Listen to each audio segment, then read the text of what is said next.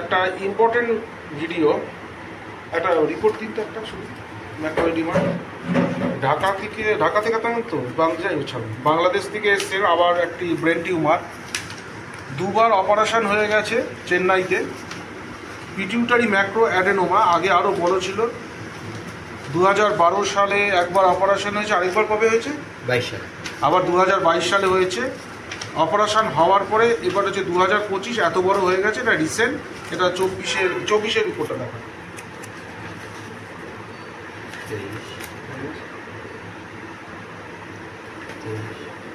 একটা 24-এর দেখালেন, যেটা এটা মেজারমেন্টটা লিখলাম সামনের দিকেই হবে, এটা নয়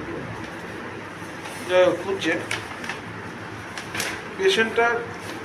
পেশেন্টটাকে অনেক টেস্ট হয়ে রয়েছে।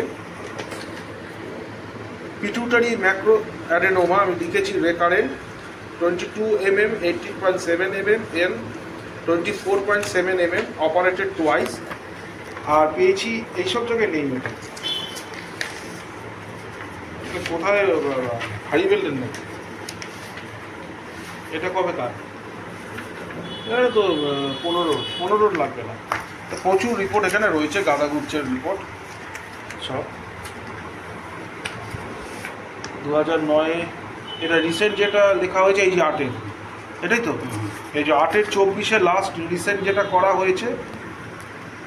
এটা ইমপ্রেশন হচ্ছে pituitary macro adenoma, current scan recurrent.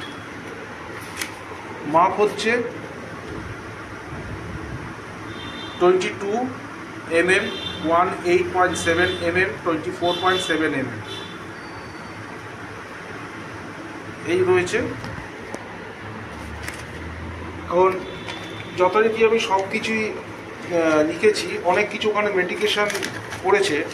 আজ তো 10-12 বছর 13 বছর ধরে একই ওষুধ খেয়ে যাচ্ছে, কিন্তু কথা হচ্ছে কোনো কিছুই তো টিউমারের ওরকমভাবে কোনো ওষুধও হয় না, তবুও খেয়ে যাচ্ছে, তারও একটা সাইড এফেক্ট হয়েছে।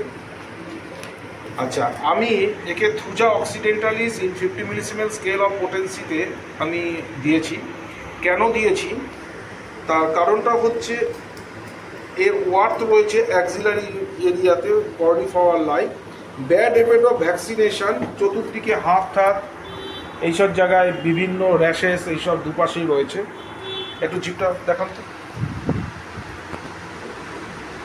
একটু জিপটা দেখান। জিপটা ড্রাই, এখন একটু জল টল খেয়ে ময়েস্ট হয়েছে। যাই হোক, আর হচ্ছে অ্যাংজাইটি, ওসিডি রয়েছে।